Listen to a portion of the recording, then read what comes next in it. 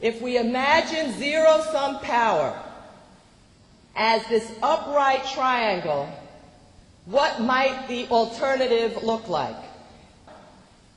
I want us to ovalize the hierarchy. There's a river of birds in migration, a nation of women with wings.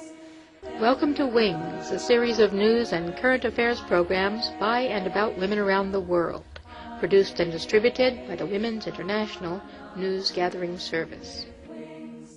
At U.S. National Women's Studies Association 2000, the keynote speaker was Lani Guinier.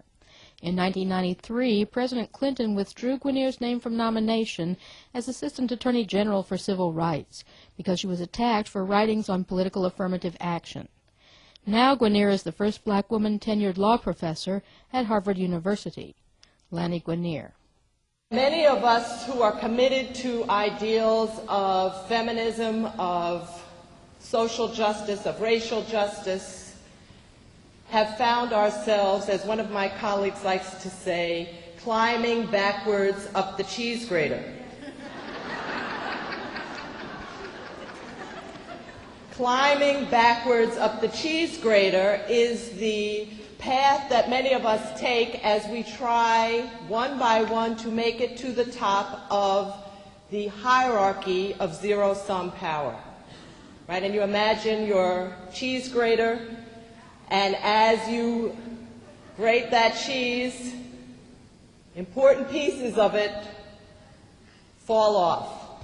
And the sense of who are we, even if we succeed in repopulating zero-sum hierarchies of power, is the question I want to put forward tonight. And I want to start by telling a story about a going-away party that some friends of my then 11-year-old son had for him when we were leaving Philadelphia to come to Boston. The children at this party were organized to play a relay race in which the competition was structured as the boys versus the girls. The goal of the race was to carry a golf ball on a spoon without dropping the ball or letting your hands touch the ball. Okay, so it's a relay race carrying a golf ball on a spoon. They ran the race 2 times. Both times the girls won. The girls won, it seemed, at least on first observation, because they kept their eyes on the ball. The boys focused on the outcome and assumed that raw speed would get them first to the finish line, which after all was the object of the game in their mind. The boys quickly became aware of the fact that they were losing because speed alone does not keep a golf ball on a spoon, and they therefore began to experiment with different and devious strategies to advance swiftly to the finish line. They threw the golf ball forward toward the finish line, which technically did not violate the no-touch rule because they did not actually touch the ball with their hand. They palmed the cup of the spoon in their hand rather than holding the stem of the spoon, but none of their efforts to bend the rules enabled their team to finish first. The girls' team still won. Now, as this game is going on, a group of us, many of us academics, are sitting and observing the game. And of course, the first thing we do is to deconstruct the game. So the initial spin among my adult friends is that the game symbolized contemporary gender dynamics, the differences attributed either to the cultural or natural tendencies of boys and girls at play. Right? Girls are better at fine motor skills, boys have gross motor skills. Girls are more people-oriented, they're more oriented to preserving their relationships. Girls don't cheat, but follow the rules, cooperate with authority, rather than challenge or resist it. Indeed, because girls are traditionally considered powerless, in a culture in which power is zero-sum and controlling, the girls substitute a network of relationships for their individual weaknesses. Thus, girls care more about making friends, not winning games or dominating opponents. My mom was there. She was 80 years old. And she interrupted this conversation to ask a simple question. Who designed the game? The girls.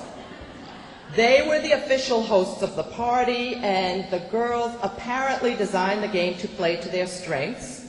And then they did something very clever. They called it a game, which made the boys assume that it played to their strengths since it was a game and it involved physical activity. Before returning to gender stereotypes, let me just add one further detail. When the girls were asked to pose for a picture of the winners, the girls assumed the following stance. I am so tough, just see my muscles. Right? The girls, in other words, became boys. As the winners, the girls then went on to play other games that they also designed, which did not include the boys. Now, at this point, my son, right, thought he was the guest of honor. He's now quite upset. And I asked him, why doesn't he just go off and play with the other boys? And he said, because the girls are excluding him and the girls are the majority. And in fact, there were more girls than boys at this party. Now, I want to talk about the three faces of zero-sum power, the traditional or conventional view of power using this golf ball game, because the argument that I want to put forward tonight is that many of us have become preoccupied only with the first face, who wins the game. And we forget the second face, which is who designs the rules of the game, or the third face, which is what do we call that competition that is taking place before us.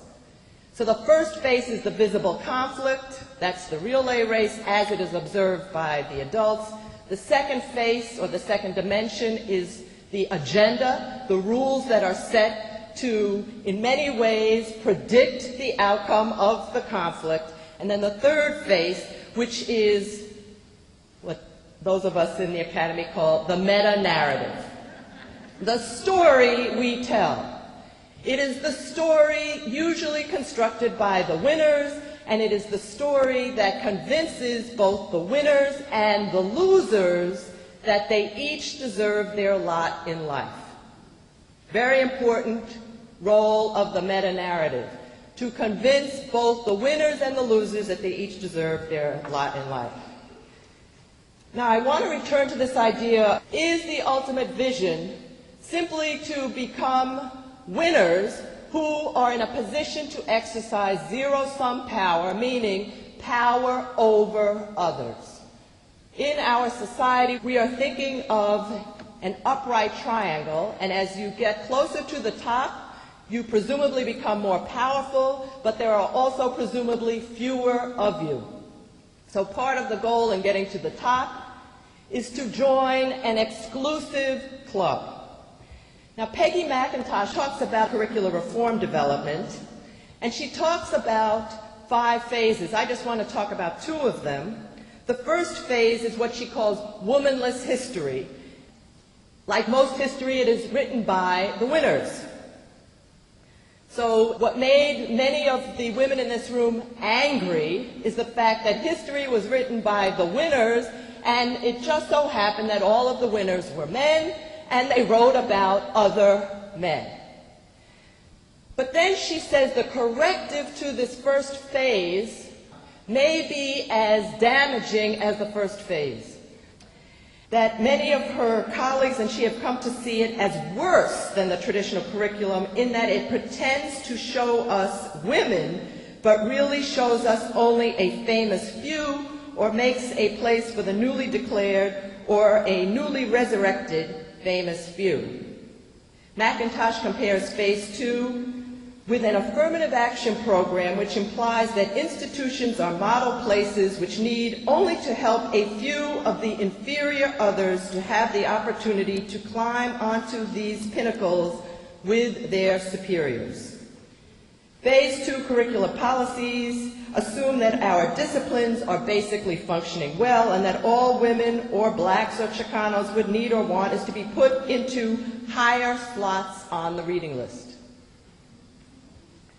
If in Phase 2 the historian spotlight is simply trained a little lower than usual on the pinnacles, we now see people like Susan B. Anthony trying to scramble up the rocks, but all the other women on behalf of whom she was speaking remain invisible.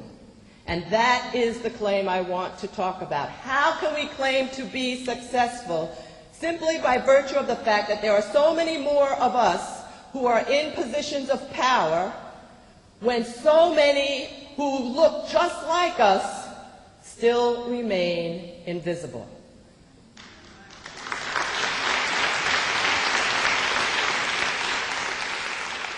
I want us to ovalize the hierarchy,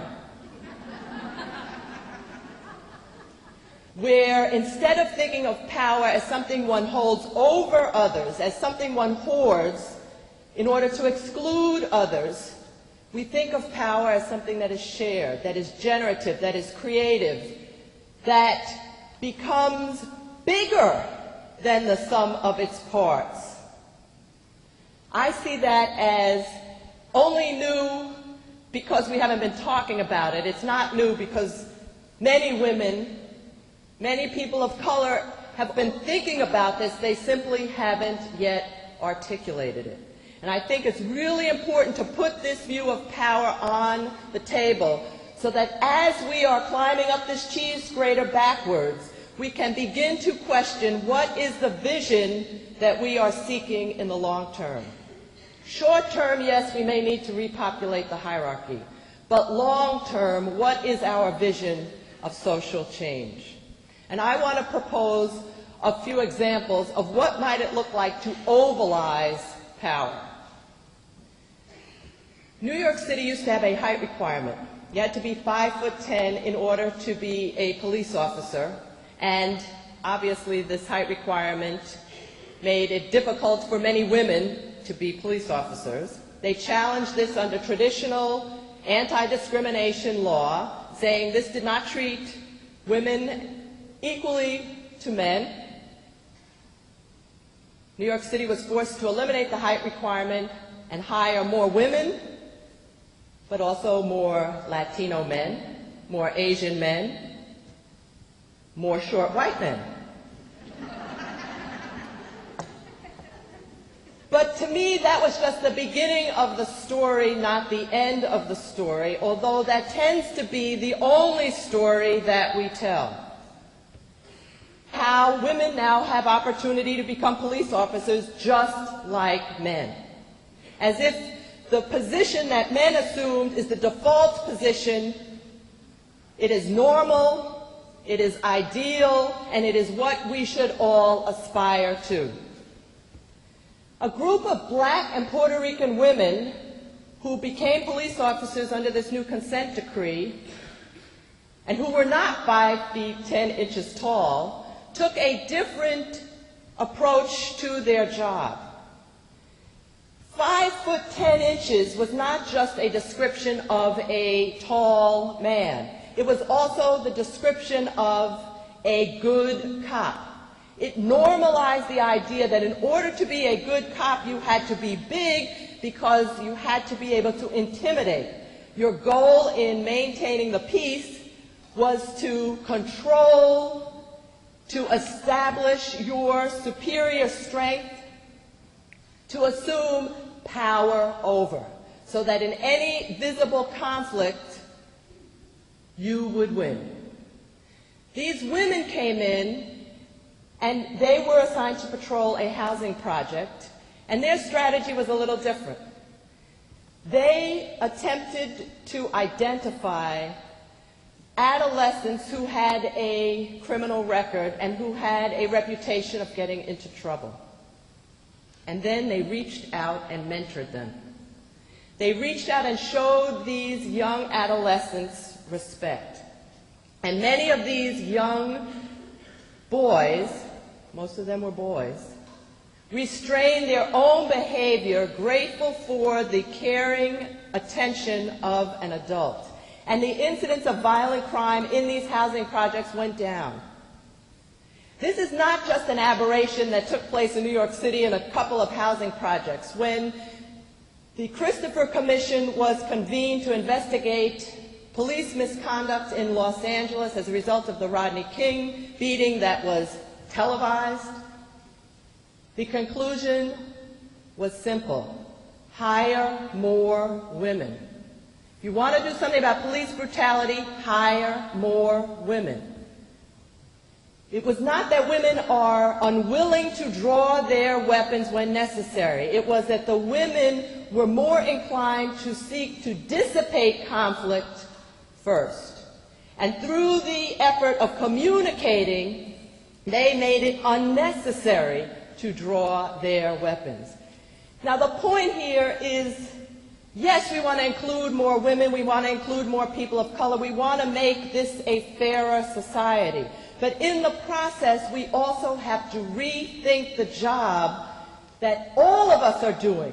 This is not about charismatic leadership. This is about building something Marshall W.I.N.G.S calls charismatic communities. Communities in which we come together because we are committed to a vision of justice, because we feel the energy of our collective engagement, because we experience joy, and because we realize that if we work together creatively, we will be able to solve problems innovatively to transform the society on behalf of everyone.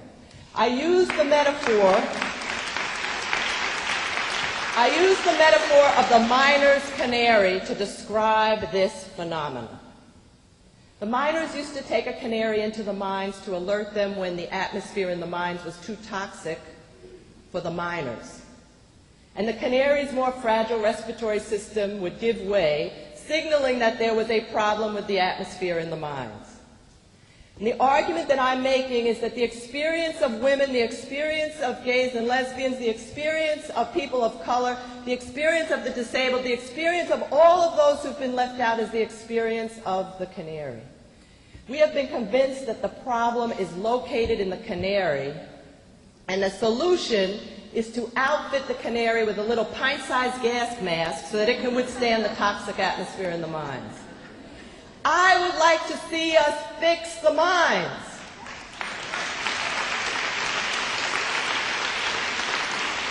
So when somebody says the goal of this group is to feminize higher education, that is not about putting women in charge of men so that women can do to men what men have done to women.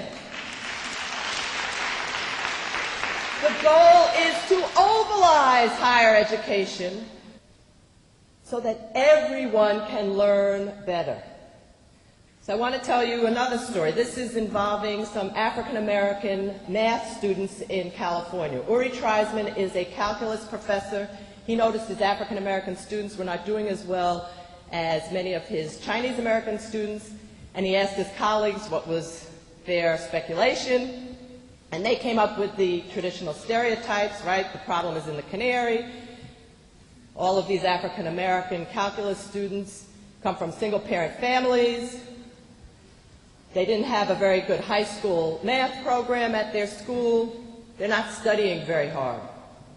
Uri Treisman decided to test his colleagues' assumptions, and he hired researchers to follow the African-American and the Chinese-American students around, and he found that, in fact, his colleagues were wrong. The African-American students were studying harder than the Chinese-American students, if you count studying, sitting in your dorm room with the calculus book open, studying alone. The Chinese-American students were studying calculus with each other as they went to lunch as they ate lunch in their dormitory room, in the study hall. It was intellectual engagement with peers that enabled the Chinese American students to develop intellectual self-confidence. They could ask questions when they didn't understand the answer. They could seek help when they needed it. It was that process that gave them the ability to master the conceptually difficult challenge of calculus. So Uri Treisman designed a peer workshop, modeled it on what he had seen the Chinese American students doing, served food, right? They had been studying over lunch. He figured this created an informal atmosphere. Brought in recent past learners to help answer questions, gave all the students problems, encouraged them to work on the problems jointly. Within the first semester, the African American students in the peer workshop started to do much better in calculus, and by the end of the second semester, they were among the highest scoring calculus students in the class. Now, Uri Treisman realized that inside of him, he was the sage on the stage. He was talking at all of his calculus students while they passively sat there individually taking notes. He then introduced the concept of group learning into his classroom to benefit all of his students. Rather than simply trying to fix the canary, he changed the atmosphere in the minds. This is a model in which leadership is not just about individual advancement, when so many more people who look like them remain invisible. So I did a study of women law students. It was motivated by one of my students who had observed certain things in the classroom. This is at the University of Pennsylvania Law School. One of the things she had observed was a game called asshole bingo. This is an anti-intellectual game played by predicting on a little bingo board who is going to raise their hand to speak in class that day. The men on the bingo board were assholes. The women on the bingo board were man-hating femi-Nazi dykes, sexualized in the spirit of anti-intellectual good fun. So Anne wants to do a little movie about this, and so I convinced her to do a survey, and the results of the survey were very dramatic. It was as if the men and women were attending different law schools. The men said they felt perfectly comfortable speaking in class, perfectly comfortable asking questions. First-year women, 2/3 said they never spoke in class. That bothered them. Third-year women, 2/3 never spoke in class. It no longer bothered them. So we got grades, all of the academic performance records for all 3 years, because men and women came into the University of Pennsylvania with virtually the same credentials, slightly higher LSAT scores for the men, but statistically insignificant difference, slightly higher undergraduate GPA for the women, but statistically insignificant difference. The men had 3 times as great a chance of being in the top 10% of their class, 1.5 times as great a chance of being in the top 50% as the women, and that difference was sustained over the 3 years. Now this bothered me. To my colleagues, I said, what do you think is going on here? Varsity sports. This is the theory. My colleague was trying to explain this difference. He said, well, during college, the men participate in sports and therefore don't pay enough attention to their academic studies. But then they get to law school, and there are no varsity sports, and so their true academic potential emerges. He had a kernel of an idea there. Going back to that relay race, right? If you want to get the boys involved, what do? You call it a game. And basically what he was saying is that the way you get the boys involved in law school is to see winning at the game of the Socratic method as the goal. And how do you win? You raise your hand. How do you win? You raise your hand to be first. Now here's the problem. You haven't yet thought of what it is you want to say. right? You therefore speak at some length because you are thinking aloud and you are treating everyone to your thinking processes. You are developing important leadership skills, learning how to hold an audience. What are the girls doing? Or at this point, the women. They're sitting back editing their comments. They want to make what they say relevant. They don't see this as a game, they see it as a conversation. They see it as building an educational community. They revise their comments. By the time they raise their hand, what they say is so brief, so pithy, that only they and the professor know what it is that they have just referred to. People say, oh, we've got to fix these women because lawyers are aggressive, lawyers are competitive, lawyers need to be able to speak out. I have been a lawyer. I have never been to court in which the model of lawyering that is portrayed in the Socratic classroom fit the model of that courtroom. Right? I had prepared my case. I had talked to other people about my case. I'd even talked to the witnesses. But we don't necessarily encourage research. It's the same thing on the math portion of the SAT. Girls score 40 points lower than boys, and yet in college math classes they do just as well. But on the math portion of the SAT, when you ask the girls what was happening during the course of that exam, they tell you, I was trying to work through the problem before putting down the answer. Very bad strategy. The boys treat it as a pinball machine. Quick, strategic guessing with less than perfect information. So again, look at the problems that converge around the canary. This is about fixing not the girls so that they can play pinball on the math portion of the SAT. This is about changing the way in which we admit everyone to school. This is about changing the way in which we teach everyone to be lawyers. This is about changing the way in which we think about lawyering. It's about changing the way in which we think about being a police officer. It's about changing the way in which we think about being educators. So the goal, as I said, is to, short-term, climb backwards up that cheese grater, but only do it in the long-term service of a vision to share power, not to hoard it. Thank you very much.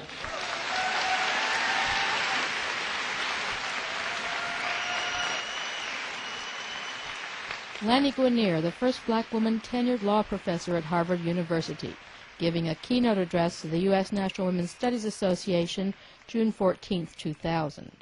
Guinier's speech was recorded and edited for W.I.N.G.S by Frida Werden. Other speeches from the U.S. National Women's Studies Association can be ordered through the website nwsa.org. W.I.N.G.S thanks our many helpers, including Dorothy Abbott, Suzette Cullen, and Genevieve Vaughn, author of the book Forgiving, a Feminist Criticism of Exchange. The W.I.N.G.S sound logo is from Libana's album A Circle is Cast. This is the Women's International News Gathering Service.